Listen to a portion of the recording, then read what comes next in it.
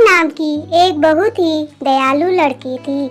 मीरा के जन्म के बाद ही उसकी माँ की मृत्यु हो गई थी और कुछ ही दिनों में उसके पिता की भी मृत्यु हो गई। मीरा अपनी दादी के साथ अपने छोटे से घर में रहती थी। जब भी मीरा किसी को परेशानी में देखती, उसकी मदद करने की कोशिश करती। एक दिन मीरा जंगल की ओर जा रही थी। रास्ते में उसने एक बूढ़े व्यक्ति को भीख मांगते देखा। मीरा के पास एक बिस्किट का पैकेट था जो उसने उस बूढ़े व्यक्ति को दे दिया।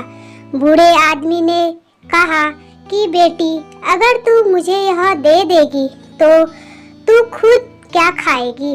मीरा ने बोला कि बाबा, मैं कुछ ना कुछ खा ही लूंगी, मेरा घर पास में ही है।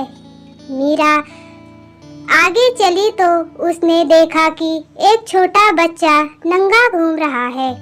मीरा ने अपनी जैकेट उसे दे दी पहनने के लिए और अपने जूते भी। छोटे लड़का बोला, दीदी, अगर तुम मुझे यह जैकेट और जूते दे दोगी तो तुम्हें ठंड लगेगी।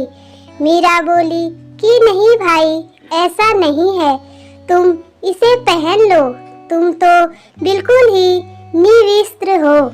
चलते चलते मीरा घने जंगल में पहुंच गई, जहां वह आसमान की ओर देखकर बोलने लगी, हे भगवान, तुमने मेरे जन्म से ही मेरे माँ बाप को क्यों छीन लिया?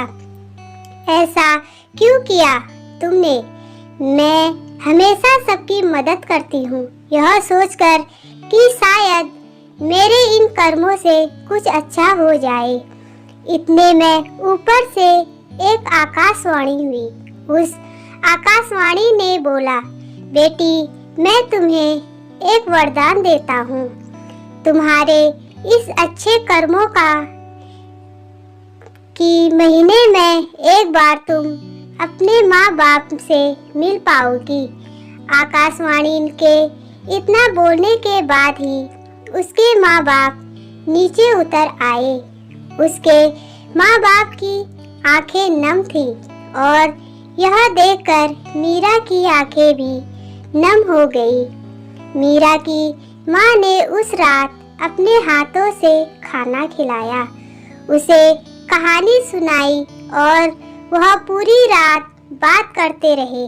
और जब सुबह हुई तो उसके माँ बाप ने उसे समझाया कि बेटा, अपने घर आराम से जाना।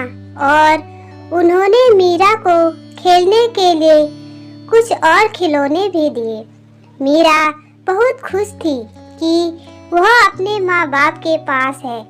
कुछ ही समय पश्चात उसके माँ बाप आकाश की ओर चल दिए और मीरा भी अपने घर को वापस आ गई।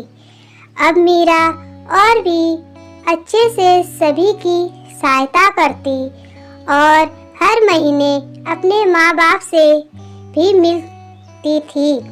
मीरा इस बात से खुश थी कि महीने में एक बार तो वह अपने माँ बाप से मिल सकेगी, उनसे बात कर सकेगी और उनके साथ रह सकेगी।